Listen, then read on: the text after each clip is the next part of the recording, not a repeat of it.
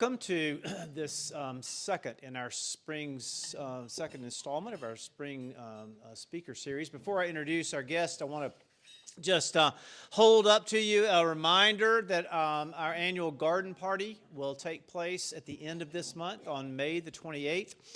There is an opportunity for you to register for that and buy some tickets back at the back. At a table that's set up back there. As was the case last year, all the proceeds from the garden party will be directed to help support those who are experiencing food insecurity. They will be directed to the food pantry at Trinity Episcopal Church, St. John's Episcopal Church, and then All Saints and Ascension, which is our companion parish in the diocese. I am very pleased, sorry about that, Charlie, very pleased to be able to introduce to you Dr. John Inazu. John has actually, I think, been here before to speak. He is the founder of something at WashU called the Carver Project, and I believe there was an event that we hosted here. Is that right, John? But John and I have been communicating for a little while about my attempts to try to get him back again. So, John, thank you so much for being willing to be here this evening. John is the Sally D. Danforth Distinguished Professor of Law and Religion at WashU. He is a published author. His latest book is titled Learning to Disagree, The Surprising Path to Navigating Differences with Empathy and Respect. And as he and I were talking about before dinner, he also co-edited a book with the late Tim Keller, who some of you may be familiar with, who was a very well-known author and pastor in New York City for many years, and very, very widely respected for his thinking and his leadership in the church. And they co-edited a book together called Uncommon Ground: Living Faithfully in a World of Difference. As I mentioned, John is the founder of what's known as the Carver Project. He's also the founder of the Legal Vocation Fellowship and is a senior fellow at Interfaith America and the Trinity Forum. And this is where I think your background gets a little bit interesting. He holds a bachelor's degree and a JD, a law degree from Duke University, and his PhD is from the University of North Carolina. So as someone who lived in North Carolina, I'm not even going to ask you what you do during basketball season. So I just found that to be very, very interesting. John is joined by a member of our parish who I hope that you know, and if you don't, I hope you'll introduce yourself to him, Peter Boumgarden, and they are colleagues at WashU. Peter is the Koch Family Professor of Practice in Family Enterprise and the Director of the Koch Family Center for Family Enterprise at WashU. And they have collaborated before in different ways, and one of the things that John and I talked about when he agreed to be here tonight as part of this series was that he and Peter would do this as a conversation. So they're going to talk to each other, and John's going to share some things with you about his professional life and how his Christian faith informs that. So, John Inazu, welcome to St. Peter's. Great to be here. Otherwise, it would just be a John. That's right. Here, so. Well, it's good to see everyone here tonight. Thank you for joining. I'm used to being up in front presenting the budget for the church, so let me tell you this is much more interesting in terms of today's conversation. We'll take a vote now to approve. And I have the honor of being a colleague of John in adjacent schools. The business school is right next to the law school. A neighbor of John, 5 or 6 houses down, and then a fellow participant in the Carver Project, which we'll end up talking about a bit here as well. But to get started, John, I'd love to hear a bit about your background, maybe less of the Duke UNC piece, though that might come in. But in particular, the pieces of your background that land you on an interest in, to me, law, religion, pluralism. There's this piece of your story, some part of your story that explains how you ended up there. And so I wonder if you can give us a bit of the sense of your own story that leads you to focusing on these issues amongst other issues that you could pay attention to. Yeah, first of all, thanks for having me, and Peter, great to be doing this with you. I mean, Duke UNC is pluralism, so there is a through line there. So I think a couple of things, in some ways this is a nice setup to the book itself, which converges on professional and personal background. On a professional level, my core scholarship has focused on the First Amendment's right of assembly. So I've been focusing on this for 15 years or so now. When you think about assembly, I think I talked to some about assembly when I was last here 6 or 7 years ago. So we'll do a pop quiz for those of you who are here. And the assembly is this right in the First Amendment. It's the only right in the First Amendment that requires more than one person. So all of the other rights you can do on your own. You can speak on your own, you can be the press on your own, you can petition the government on your own. In some faiths, though not Christianity, you can practice your faith on your own. But you can't assemble alone. It requires at least one other person. So my work for years and years has been, what do we make of this right in the First Amendment that talks about being in society as members of groups that form us, in which we form our beliefs, and then groups that inevitably lead to difference. Madison called them factions, and factions were not a good thing, but they're a reality of our society. And so I built a lot of scholarly work on the groundwork of assembly and difference, which leads to pluralism and other things. But what was really interesting is along the way, when I wrote I think the first book on assembly in about 50 years, so I became sort of the go-to person for assembly and protest and related matters. And very quickly I had coming into my office sometimes people from conservative churches and anti-abortion protesters, but also Black Lives Matter and labor unions. And if you remember Occupy Wall Street, there was an Occupy St. Louis, and I had the organizer of Occupy St. Louis come into my office, and everyone was looking for advice on assembly and protest. And what was super interesting is none of them agreed about the big questions, like what is the common good for the country, or what is human flourishing. But they all agreed that they needed a right to express their views and dissent from what were sometimes the majoritarian norms, and that this right really had to extend to everyone to be meaningful. So built into the professional work was this exposure to and relationship with people from across a pretty broad spectrum. So that's sort of how professionally it developed. On a personal level, I came to law kind of accidentally. I went to Duke on an ROTC scholarship, and the upside was they paid for Duke, and the downside was they made me major in engineering.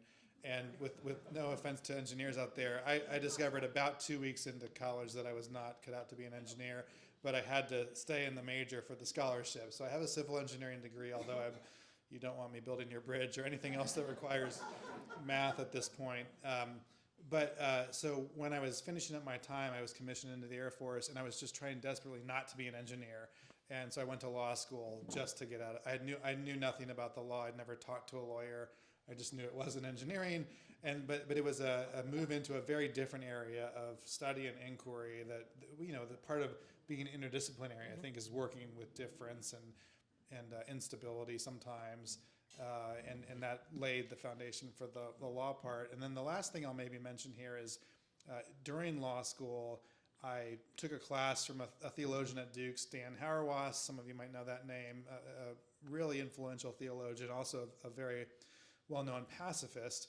And I went from a class with Hauerwas to 4 years serving as a military attorney at the Pentagon, which creates a little bit of dissonance. And then I came back for graduate school and was mentored by Hauerwas again. So sandwiched in between the pacifist theologian was 4 years at the Pentagon, and that created some dissonance, but also a sense of this place. There's much that I appreciate about the military and about our country and patriotism, but there was enough distance from some of that via Hauerwas that I never felt fully on the inside. And when you're never fully on the inside, you always have to work about translating a bit. You have to figure out, what does it mean to speak the language of the folks who are controlling things who aren't quite my people. And I feel that at WashU as a Christian. WashU is not a Christian university, so I feel like I'm always translating that way. I sometimes feel this in my church as a WashU professor, where people look at us skeptically and think, how can you work there? So I've got to translate back. So in some ways, a lot of life becomes this work of translation across difference, which then undergirds the scholarly piece of it. Yeah, that's great. I'm basically going to use this time to just ask questions that I have of John. So thank you for joining in my conversation with him. But I do want to double click on two quick things in a rapid fire piece before we transition more into the book. But for those of you that have been following universities over the last couple of years, one thing that was a time that we ended up in the front page of the Wall Street Journal, the New York Times, and the like, was really tied towards assembly, right? Protests that happened at the end of last year, in particular, WashU being one, but Columbia, Duke, really many of the major universities around the country. When you think about what universities did well and poorly in that space, or even for you, which universities seem to do a nice job, or which ones you think kind of erred on the side of how to think about assembly, what did you notice in observing that time of history? Yeah, I mean, it was a really intense time for a lot of us in higher ed last spring, and I think a couple things made it intense. One was you had a lot of university leaders talking about the importance of the trust in our community, but the problem was they were expressing those ideas in the moment of crisis when they hadn't really laid the groundwork to build a community of trust, and so it was very hard to believe them. And that's not the time. You have to do the trust building in the ordinary day-to-day before the crisis. So I think a lot of university leaders were caught by surprise and tried to pull on reputational and relational capital that they just didn't have, which exacerbated the situation. I think another challenge for a lot of institutions was just a lack of clarity around what the rules are. The rules around assembly, I mean, this is why every university has an office full of lawyers, because these things are technical and they matter, but you also have to convey them to your various stakeholders, or else they're not going to be useful or helpful. So I think, even at WashU, we had students and others who just didn't understand what the rules were, and they weren't particularly clarified. I mean, my own sense with assembly and protest is that you have to allow for a bit of dissonance and instability. That doesn't mean violence, that doesn't mean perpetual law breaking, but you have to allow for situations of large crowds who are saying uncomfortable things that are making you feel uneasy. That's part of what meaningful protest means, and it's not fun when you're the object of it.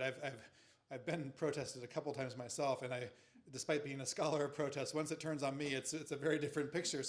But I know the experience, the awkward experience of standing on a stage and having people protest. But I also, because I believe in the right of protest, I want to say that's just part of the bargain. Is you have to, particularly when you're in a position of power, you've got to just tolerate some uneasiness and instability. Again, that doesn't mean violence, that doesn't mean clear law breaking, but it does mean you might feel uncomfortable for a while. And I think because the rules weren't super clear and because people hadn't really built the lines of communication beforehand, things got pretty precarious. Yep. One other follow-up question, and then we'll start to get back into both the Carver Project as well as the book. Some of the work that John and I overlap on in a couple of recent committee meetings has been tied to some of the work of WashU as an institution. So the other hat that I wear at the university is the Assistant Vice Provost of Undergraduate Education. And one of the things that we talk about quite a bit in that space is, as one of the core foundations we want to shape with students, which you and I were texting back and forth on, was this idea of crossing disciplines and crossing differences. And you made mention to this just a bit ago, that the ability to translate across disciplines. I speak like a lawyer and I'm talking to a doctor. I think like a business person and I'm talking to a nonprofit leader. I'm a business leader on the vestry of a church, and we think about things in different ways. I'm curious, even though those are oftentimes less contentious than ideological differences or religious differences, what can be learned from dialoguing across disciplines and different languages, disciplinary languages in particular, that might apply towards the more contentious ideological or political beliefs that we might have? Yeah, I think it's sort of reinforcing the challenge of translation across any differences, whether that's trying to translate to someone who has a different political view than you do, or someone who's trained differently than you are, or someone who speaks a different language than you do, or comes from a different culture. You have to, regardless of which example you're choosing, in order to be an effective translator, you have to know your material very well. And you have to know it so well that you can explain it clearly in a way that sounds like you're talking at a very basic level. But really, the best and smartest experts are the ones who can sound so simple and so basic because they know it so well. And then you have to be aware of who your audience is, who's on the other side of your effort to translate. Because if you don't actually know you're speaking to a doctor or an engineer or a Democrat or a Republican or fill in the blank, it doesn't matter how well you know your own stuff, you're going to miss your audience and be an ineffective communicator. So knowing both your material and your audience, which the interdisciplinary work I think is a motivator for if it's done right. And then how do you incentivize that in a complex institution like the university? That's a much harder question. Yeah, that's great. All right, so John and I met through a mix of being neighbors, but also through a particular project that you started, the Carver Project. And that has a certain view of how to approach faith in a pluralistic environment. So to pull together Christian scholars across disciplines in community, and then yet at the same point not saying leave to go to Wheaton College, but be embedded in this particular institution. So how is the Carver Project, well, first off, what is a Carver Project?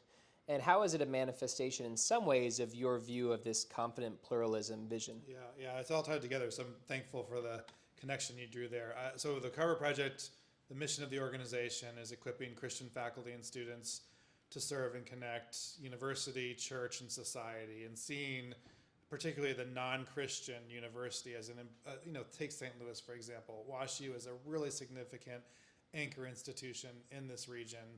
A lot of the local churches are as well. And for many years, there is a mutual distrust between the university community and the church community. And part of the intuition here was the surrounding region will be better if you have bridge builders. And who are the bridge builders? Well, Christian faculty who are immersed in the university, who love the university, love our colleagues and our students, who are immersed in the church, love the church and what we do there, and can help, again, be translators across those two communities. So we're focused primarily on Christian faculty at WashU. We've got 40 or 50 faculty from around the schools who are part of this effort, which is pretty extraordinary and pretty wonderful, and to feel like you're part of a community that is like-minded and cares about a shared purpose and cause to be Christians in this environment, but also with a posture of recognizing where we are. We're not trying to convert WashU into a Christian university. We know it is what it is, and we're glad to be here.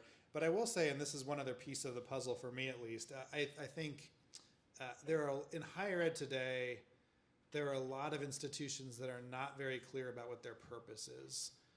And when you can't name your purpose, you can't really name your mission or your values, and it's really hard to draw people toward common efforts.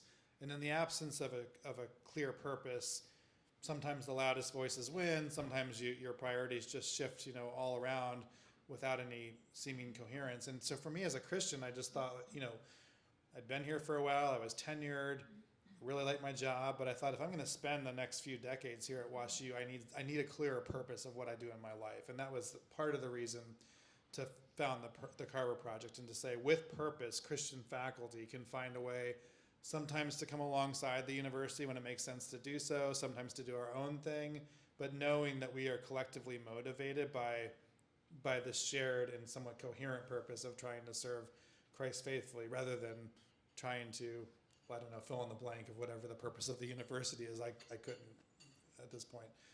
But I think, a lot of, we'll get to this I think a little later, but a lot of the tensions we have in society are, if not caused by, exacerbated by institutions that are not clear on their purpose. And when you think about even something like interfaith work, if this church goes to try to partner with a mosque or a synagogue in town, if you're not clear about what you believe, it's very hard and very messy to partner with someone who's quite different than you are. If you know what your beliefs are, we're Christians, we know we're not the people at the mosque, but we can certainly partner with them on some common ground efforts. We don't have to share the same belief in God in order to help disaster relief or something like that. So you can gain clarity about what you can do in common when you're clear about what your own purpose and your own values are. And I think absent that, a lot of institutions really flounder in their work across difference. So when I first met you and I started to look into your work, even before this most recent book, one of the things that you've written about is this idea of confident pluralism. And so I'm curious, maybe for the group, if you can lay out what are different approaches to a pluralistic environment. Yeah. All right, so I think pluralism we should just acknowledge is like a fact, right? Unless we sit inside a really homogenous area, we're going to interact with people of different political beliefs, religious beliefs, socioeconomic status, disciplinary differences, et cetera. That pluralism is a reality. And you're talking about a particular response to it, not abandoning truth claims and not caring about truth, not what's right for you is right for you, what's right for me is right for me, but this confident pluralism. So what are the different responses we might have to pluralism, and what's unique about this confident pluralism idea? Yeah, so and maybe to sharpen the front end point a bit, the differences we have, the fact of pluralism, are over massively important questions. What is the nature of a human being? What counts as human flourishing? What's the purpose of our country? What happens when you die? It's not about differences in ice cream flavors or favorite colors. Which we still have those as well. We have those as well. Yes. And actually, and I think for Christians, this is an important nuance to say. I mean, we have, I think, for Trinitarian and other reasons, difference is in many ways good, right? There's lots of difference in the world. We can look around and say, how amazing is it that people have different food preferences and different senses of art and different ice cream flavors and different sports teams, and all of that I think makes the world richer. But there are lots of differences in the world that are not just good, they're painful, they're to be lamented, they're about truth claims that people can be in error and can be wrong. And I think it's really important for Christians to know that some difference is good and some difference is not. But the fact of the differences that are hard in this world is not going away in our lifetime. So we're stuck with the reality of these deep differences that lead people into very different beliefs and actions and everything else. And so what do we do amidst those differences? Well, it seems to me that there are three options. You can try to get out as much as you can and withdraw from those people who are different than you are, move to a community where people believe the same things, or maybe to a state that sounds more like your beliefs, and work somewhere where everyone thinks like you. That's probably not super sustainable in the long term, especially when you think about generational changes and that sort of thing. You could try to win politically and otherwise, capture, control, and impose your beliefs on everyone else, and then hope that you stay in power. And then you look at history and you realize, well, that probably doesn't work out for most people. So door number 3, I think, is how do you live effectively with those very real differences without minimizing them, but allowing for the best possible opportunity to persuade others across those differences. So you're not shutting down conversation, you're not coercing or demanding your way, but you're recognizing that these painful differences can coexist. They might limit the nature of our friendship, our relationship, our partnership, but we can still pursue understanding to a certain degree. We can pursue common ground, and we can empathize even if we're not going to ultimately agree. And what is that posture of argumentation in a common search for truth, or you and I disagreeing about something but trying to get to a common answer? And I'll give you just a quick example here. So 3 weeks ago, I was in Shanghai teaching our executive MBA students there, so a bunch of Chinese national students, and it was in the midst of a tariff rollout. So imagine the Friday before I take off, I hear about, I guess, not Inauguration Day, what is it? Liberation Day, right? And then a couple days later, I'm sitting in front of a bunch of students talking about leadership, number one, but also how to think about tariffs, and do I represent the U.S. on this, and how do I think about this? And so I was incredibly nervous coming in to that conversation and trying to figure out how do we actually talk about these things in nuanced ways. There's good reasons why maybe we've been too undiscerning about China, and I'm also a big global free trade person as well. So I think there's nuanced viewpoints on either side, and yet I'm also doing so in the midst of a relationship, a student who I'm talking to who I know is going to lose 50% of their revenue because they're shipping out to West Elm wooden furniture, right? And so how does one enter into those complicated issues where you have a particular point of view, but you know that in engaging with someone else, you'll probably learn new things, so you want to be open to that, but also with an eye towards discovering something new, fresh, or aligning on something that feels more true? What's the posture that enables that?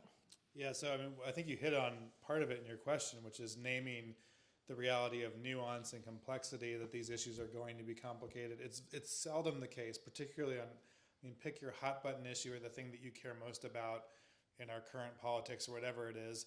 It's seldom the case that you're right and they're stupid, right? That you've got the truth and they're evil, right? Usually what it is there's a complex issue, nuanced issue, where people of good faith, for a various combination of beliefs and experiences and values and other factors have come to different conclusions and usually have varying degrees of sophistication about their beliefs, but they're not just making them up and they're not there typically in bad faith. And so to be open to learning and trying to understand the other side is part of it. I think another tool or approach is a posture of moderation. And what I mean by this, I sometimes get accused of being a moderate, and I don't like the label at all. I think these labels of centrist and moderate are extremely misguided because they suggest the midpoint of opposing beliefs, and very few of us actually hold the midpoint of opposing beliefs.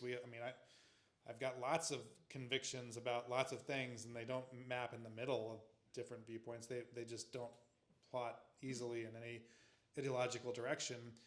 But what I do hope to have is a posture of moderation, that I will go into conversations and relationships and say, what do I have to learn from you? How can I follow up with questions instead of defensiveness? Even if I'm going to disagree with your position, how can a better understanding of your position help me know my own position better? And that kind of posture, it's a temperament more than anything else, I think is one that opens the door to relationship and empathy across difference. Yeah, tell me if this feels right, and then I'd love to transition to the book here because I think it's going to get at some of these similar themes. But to me, it feels like we're facing towards a particular question together, and we're trying to figure this thing out over here. And I have a perspective on what this thing is. You have a perspective on what this thing is. And I'm not saying that both perspectives are right, but we're facing towards the problem. We're trying to figure this out versus facing against my opponent and trying to convince them. Is there something about that we believe that there's something true out there? Let's talk about this. Let's explore. You bring up a point that I didn't see beforehand. I'm going to update my priors to some degree to see things fresh. Or you might bring up something where I say, that's not convincing to me. I'm not going to update my priors. Is that the type of posture you're referring to? Yeah, what I like what you said about that is we're doing this together. And so together names something of a common enterprise. So maybe it's together as part of this congregation, or together as citizens of St. Louis, or together as Americans. And what that suggests is that we're moving in a shared direction toward a common purpose of some kind. And you can still say, you can be together and say, and I think you're very wrong. Or we're together for this church, but I think the direction that you want to go is very bad for this church, and I hope you lose. And I hope I persuade more people than you do about where we should go. Or that your plan for the city of St. Louis would harm our neighbors in a way that I think is deeply wrong, but we're still in it together, versus you're evil. Right? When you shift from you're wrong to you're evil, you put the person outside of together, and it's very hard to walk that back, and it's very hard to figure out what can we possibly do at this point. Because with evil, you don't want to partner, you want to minimize, you want to get away from evil. With wrong or with misguided, there's still the chance of pursuing this together. Oh, great.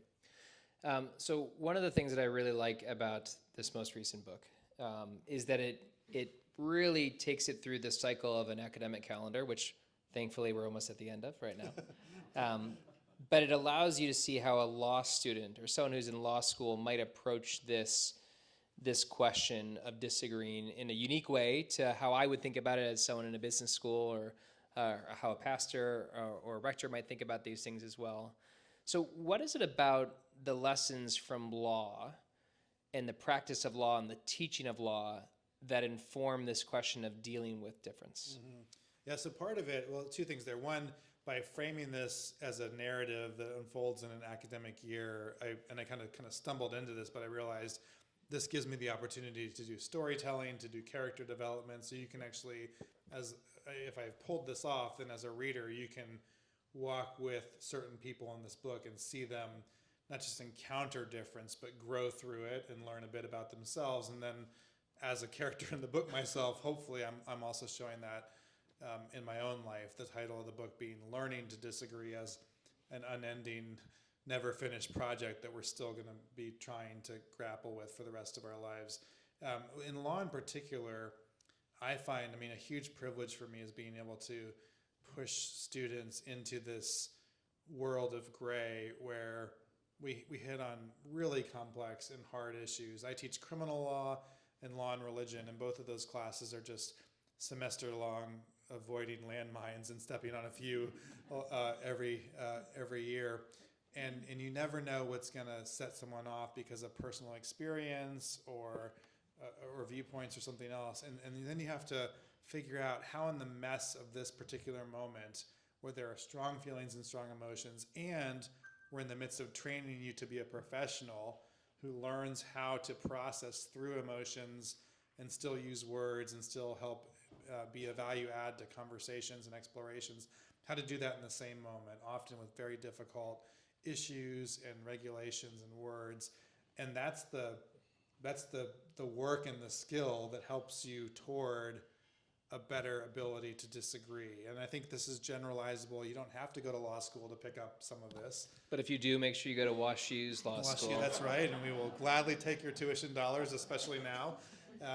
But there are lawyerly intuitions and lawyerly skills that help you understand the limits, the need for empathy and the limits for empathy. So the need for empathy is that you should, as much as possible, try to put yourself in the other person's shoes. That's true in the courtroom, it's true in the neighborhood, it's true in just our day-to-day life relationships. As much as I can, try to figure out, well, why is it that you might have come to this belief? What about your own background or experience makes you see the world differently than I do, or this case differently than I see it? And then at the same time to realize, and I will never fully be in your shoes, as much as I want to try. And people err on both sides of this. Some people have no curiosity to try to put themselves in someone else's shoes, and others over-identify and over-empathize and think, well, I know exactly what it's like to be Peter, right? And I don't, and either one of those can be a misstep. So I think good legal training and good life training is to figure out the middle ground there. So you mentioned several characters that show up in this book. I wonder if you could give a little preview of a few characters that have stuck with you as you've thought about this book now that you're past the writing. Yeah. Who are the characters, and what is some of their own process towards going through this navigation of plurality? Yeah, so I should say, in order to protect the guilty and the innocent, I use mostly composite characters. And my colleagues have for a year now tried to guess who they are in the book, but I think I did a good job of masking. Note that he said particular people. mostly composite characters. Composite, the yeah. real question is who's not. I realized I couldn't make my family composites because that would be narratively weird. So I used my family names, my wife and my kids. My middle daughter immediately did a Control F in the manuscript and said, "You only mentioned me 3 times, and you mentioned the others 5 times," and so I had to rewrite that piece of it. But so I think so 2 characters come to mind as throughout this book as I wrote the stories around them that I actually learned something in the writing. One was a student whose undergraduate thesis I supervised, and as a composite, but built on real experiences with students. And I get a version of this student who just comes in very certain of what they know and very kind of unteachable. I mean, at WashU, they're often brilliant, but there's a difference between being brilliant and being teachable.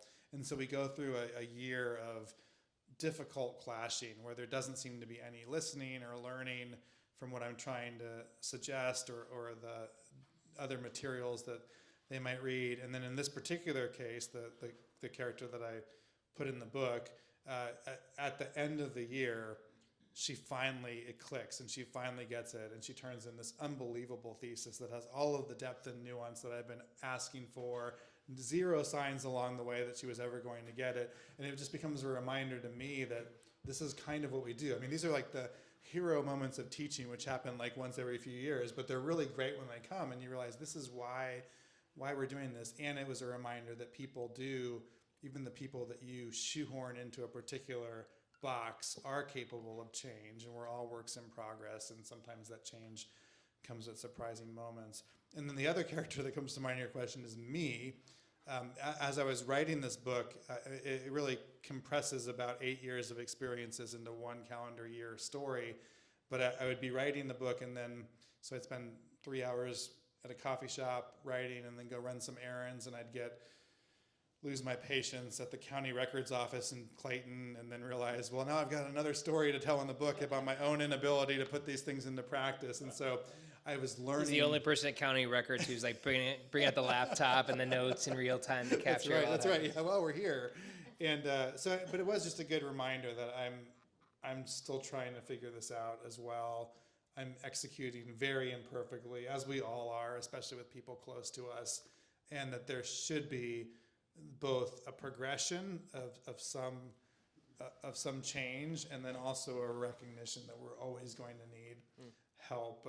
So, one of the points I make toward the end of the book is about the role of forgiveness in all of this. So this is not a Christian book, but forgiveness becomes a very Christian concept, and there are some Christian ideas in the book.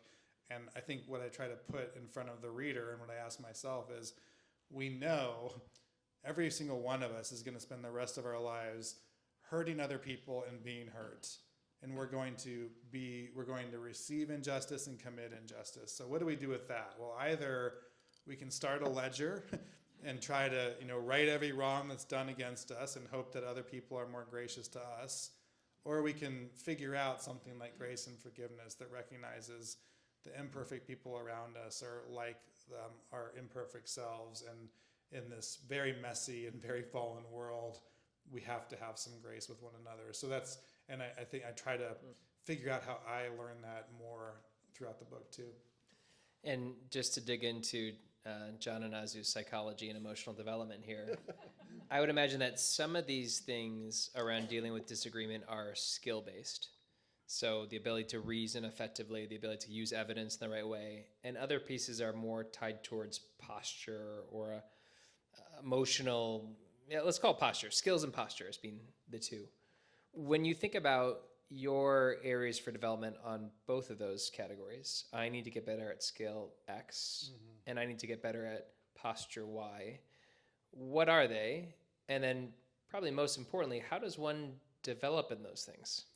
Yeah, so I think let me answer the second question first, since it's easier.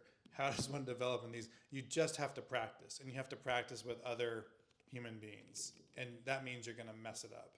So you're not going to learn this by reading a book. I really hope you buy my book and read it, but you're not going to learn from the book. But when you practice with other people, you practice both skills and postures. I actually think they're related. So maybe something like habits combines the two in some ways. And this is a very church-related concept too, right? We do things like liturgy and practices that eventually we hope are habituated to help us with both skills and postures. So one of the skills, I think, for lawyers, and that I have gotten fairly good at, but it is one that's never in total equilibrium, is when people start shouting at you, or when they lose their cool, you are trained to respond with a kind of measured, reasoned analysis, and not to lose your cool back. So I've been in lots of settings where someone starts shouting at me, or there's an argument, and my very trained, skill-based, lawyerly response is to try to help move the conversation to a different place by not reacting in kind. I think that's most of the time a useful skill. When I try to deploy that skill in marriage, it doesn't always go so well. So there's a kind of wisdom and discernment around this too, and maybe that's more of the appropriate posture to learn. And that's where I'm still certainly a work in progress. I'll share one story from that comes out in the book that illustrates the marriage point. I spent most of my time in legal practice with the government, where you don't have to bill hours, which is a real gift. But I did have a little time in private practice, and it was a time when we very much needed money for our health insurance and family. And so I was working on a Saturday morning, billing these hours, and my wife and I got into this argument, and it was very quickly evident that this was going to be an argument that's going to take a long time to resolve. So we're kind of passive-aggressively walking around the house, and it takes about 3 hours before we finally are through the argument, have reconciled, and then at that point I look at her and I say, do you know how much money this argument just cost us? Which was, again, like technically true, but prudentially and as a not the way to engage. I can't wait till John's next book. John does marriage advice. Keep a ledger, right? Make references to money in lost time. Keep it. I will say, so if you know, if you ever bought books on Amazon, Amazon has all of these made-up categories for, number one bestseller in category X or category Y. And when this book first came out, it was number one in dysfunctional relationships. And so I do think I've got an audience there. So I want to transition to differences within a religious context. So I'm struck by the comment, I think it was Freud, who talks about the narcissism of small differences. So in my own religious background, I was PC USA, and then there's EPC, and there's PCA, and there's all these different fractures over time. I ended up going to Calvin College with one of our shared friends and colleagues, Abram Van Ingen, and for that it was a CRC church, which had the RCA split apart, and then there was tension within these different denominations as well. So when it comes to differences around religious truth claims, or things like the authority of the Pope or who the Pope should be and things like that, how do we approach these types of forms of pluralism within a shared foundation, but even within that shared bubble, pretty strong differences of opinion? What are the lessons for us inside the church? Yeah, so I think this ties back really nicely to where we were speaking earlier about the importance of institutional purpose and mission and clarity around purpose and mission. So it's not to say these differences are irrelevant. These differences matter a ton. And even within sort of what we might think of intra-denominational differences, there are going to be, in the fullness of time, right and wrong answers to some of the big questions that divide us within American Protestantism or Christianity. And those right and wrong answers will have massive moral consequences. So it's not that they're insignificant, but when you understand the institutional and shared purpose that you have, you might be able to navigate more graciously across some of those differences. So you've set a lot of boundaries here already. You're a part of the Episcopal Church. You're here in this institutional form with your form of governance. And it means that everybody else here who's been accepted as a member of this church is on the team with you. And you might have differences of opinions about certain issues, but you are committed. And actually, in the church context, you've taken membership vows toward one another to serve each other in the common purpose of this church, which then should extend a lot of graciousness across whatever differences you might hold. Now, then you extract that to a level and you say, well, what about the Anglican Church of North America, right? Or what about the other people who aren't us, or the Catholics, or whoever they are? And then I think you say, well, what's the context in which we are asking for relationship or potential common ground? So to go back to the Cover Project, for example, our missional and institutional focus is and always has been broadly Christian ecumenical, by which we mean you've got to believe in the Apostles' Creed and you have to be active in a local church. That's it. So that gives us actually quite a big tent. We've got something like 20 or 25 different churches represented from around the St. Louis region in our ministry. And it's because our purpose to be a Christian presence at Wash U does not depend upon our particular beliefs about pick your issue, right? Issue X or issue Y. What it depends on is our shared commitment to following Jesus and concern and attention to the local church. And so that's what we find our common ground in. And I think it allows us to have quite a bit of graciousness across what are otherwise quite painful differences. It might look different in a different context. We're on a university campus. We're not teaching third graders, so it might be different in a different kind of institution. But clarity around purpose and institution, and then reminding each other of what your commitments to each other are.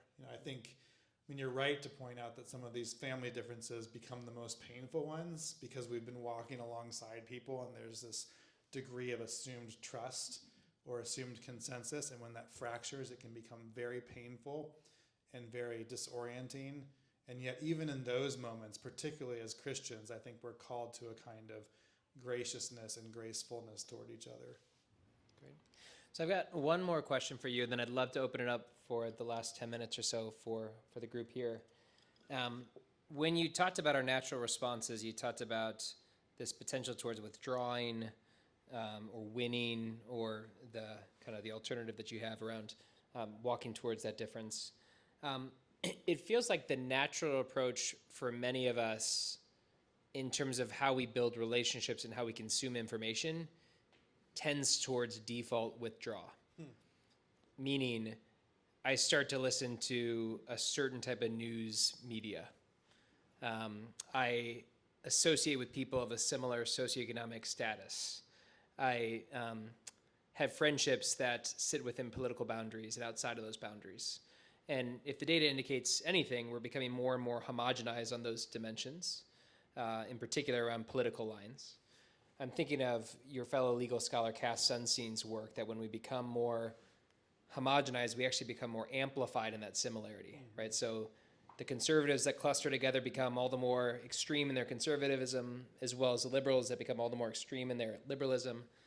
So what are the practices, going back to your habits and practices, what are the practices of exposure in real relationships, in the consumption of inputs through news media and others that prevents us from getting too much into a narrow bubble in this pluralistic environment? Yeah, I love that question because it's a very practical and somewhat actionable one, and every one of us should be working hard on this given the current state of our national politics. So I think one practical thing to do is check yourself in your language patterns and your jokes and your references, and are you consistent when you're with the in-group and when you're in more mixed settings. And I think for a lot of people, it's very easy to, when you're with your people, you start to talk sanctimoniously or judgmentally or dismissively of those people, and you start to use shorthand and language that is not super honoring to those people, maybe not treating them as image bearers in a way that you might in a more public context. And so I think to try to aim for consistency in how we talk about other people, even in our more closed settings, would be one possibility. I think another thing is to read broadly and deeply on discrete issues. So if you're someone who's doom scrolling or trying to stay up on all of the national news, give up that endeavor, because you're not going to be able to stay up on it. And in fact, actually, probably what you're doing is diluting your understanding of all of the issues, so you're less helpful to the people around you across the board. So find a couple of things that you care about, and then read and learn broadly and deeply about them. Get to the deeper level of what's causing the issue, and get perspectives from both sides of the aisle. So there's some very helpful sources out there. There's one by a St. Louis native, Gabe Flesher, Wake Up to Politics. It's an email you can get every day that he just does a great job of conveying to you what's going on in the three branches of government.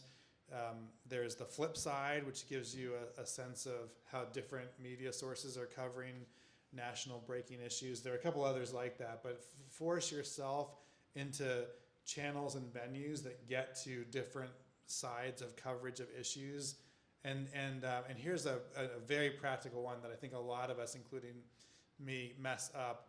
When you see the breaking headline or the breaking news, particularly when you see it through the filter of your preferred media source, give yourself a few hours to just let that hit and figure out whether you've actually received it in a careful and accurate way. Because often, and we can think of lots of examples from recent years, often the first impression that you have is an incomplete picture.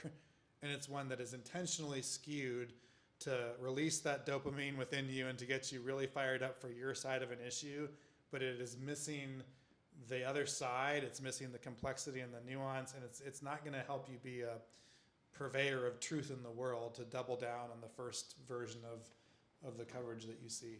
That's great. So David, I wonder if you can come on up here. I'm going to let you moderate a few questions for John during this time here to push us even deeper. I'd be happy to. And just a reminder that if you do have something you'd like to say or a question, please make sure that you wait till I get the microphone to you, because we always record these so that others can have the opportunity to watch and participate. A question? Thank you. That's very, really enjoyed your talk. Thank you both. Early in my career, I went to my boss and I was griping about a fellow worker.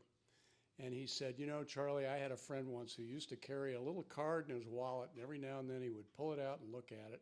And the card said, maybe the other guy is right.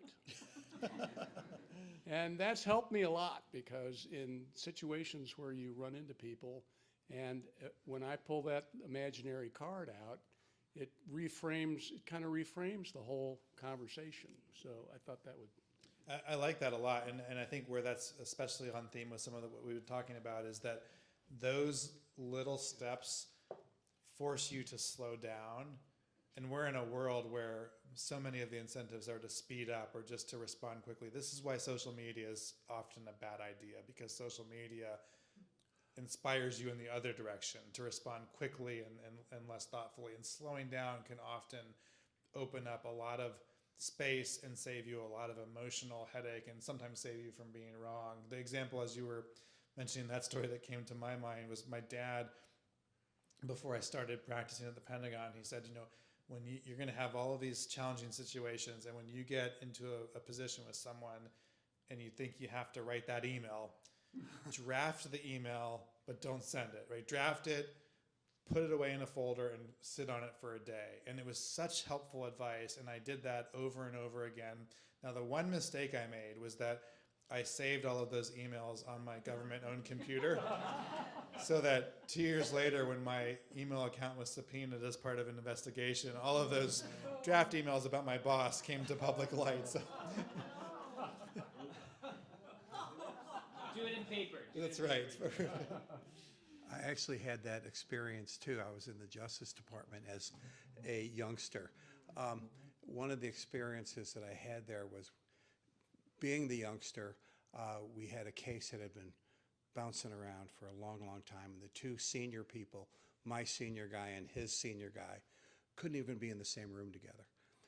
The judge finally asked if we, the other youngster, and I would step forward and discuss the case. We didn't start out with such hostility, but it was awkward until we found out that we were in childbirth classes together. It was like, well, when do you want to get together? How about Monday? Well, I got to leave early because we're in childbirth classes, and we did that. I liked your point about the 40 Christians at Washington U. Were they all the same denomination? Were they? No, we're from about 25 different churches locally. Okay, okay. And the other point is, comes from a class here that some of us had this morning, was the value of listening, and how hard it is to stop thinking about your next line when you're, you know. Especially for attorneys, I think. It is. I'm still working on it. Thank you. Yeah, thanks. And on that the anecdote you shared too, I think it just so powerfully illustrates why seeing a person as a 3D human being can matter. And this is again why social media is so bad for so many of us, especially with strangers, because all we see is this disembodied caricature. And when you don't give the benefit of the doubt, you don't give the charitable read, you just want to sort of box someone in and think the worst. And when you meet someone in real life and you've had coffee and you've learned that you share common interests, or your kids are at the same school, or you're in childbirth class together, it's a lot harder than to just dismiss them as completely incompetent and wrong. This is actually why I think when COVID hit, and for a lot of academics, when the academic conference circuit ended and we turned to Zoom for all these conferences, and you'd have an hour and then you'd hit click end and that's it, and there was no time to linger and no breaks and no after conference dinners, it became a lot easier to be dismissive and snarky of those people who you no longer knew. And the human connection conveys so much. One, or maybe two quick points in this. One is another person who I found really thoughtful on difference is Kwame Anthony Appiah, who writes about cosmopolitanism. He writes the ethicist column at the New York Times.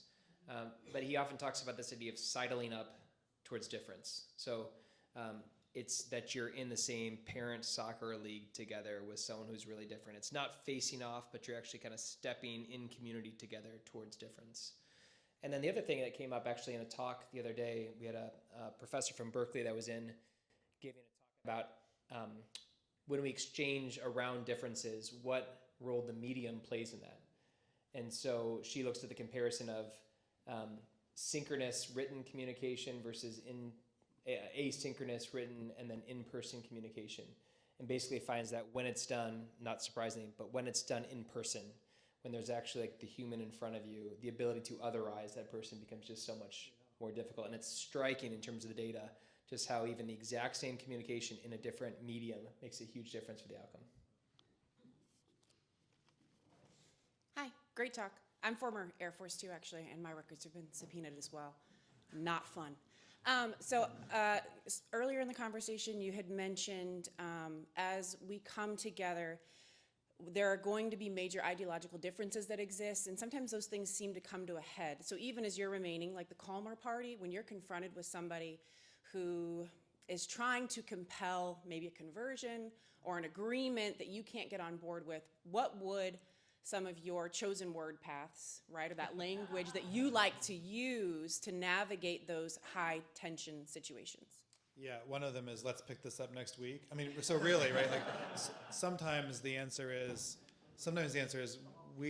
it's not going to be helpful to either have or continue this conversation right now. So let's, I'm not giving up on you in this relationship, but we have to figure out a different time to have the conversation. And then sometimes there is kind of a cost counting to this, which is I think a good reminder of our own limit and finitude as well. Like you can't actually be the person who is God's spokesperson for every issue under the sun, or you can't be the person who's called to a relationship with everyone who disagrees with you. So pick the ones that matter and count the costs, and then figure out what the right context is for the conversation. Now, when you're in the middle of the heated moment itself, I think sometimes the best thing is to do an inventory of your own. Like, what's my breathing like at this moment? How am I responding? What am I tempted to say? And it's actually it's a great time just to pray quietly to yourself for supernatural help, which sometimes really matters. But I think it's rarely a mistake to just keep asking questions. So as they get more and more heated, just say like, well, can you tell me, like, and make them real questions, not dismissive or patronizing questions, but tell me why you're like, what, we were just having a conversation and now it got really heated and I missed what's going on. So tell me more about it. Or what experiences in your own life have led you to this particular viewpoint? Now that's in the moment. Now sometimes you'll just have the person who's not conversing in good faith, or there's just not that desire to figure out what continued shared relationships looks like. And at some point, you just have to say, like, this is not, maybe we're still going to be coworkers, or we're still going to be around the Thanksgiving table, but we're not going to keep having this conversation. And I think that's perfectly fine to do sometimes. John, will you please share the name of your book one more time, the most recent book with everyone? It's called Learning to Disagree. Learning to Disagree. Tips for marriage. I want to thank you again so much for being with us and for sharing your thoughts. It's been wonderful to have you. So much. Thanks, Dave.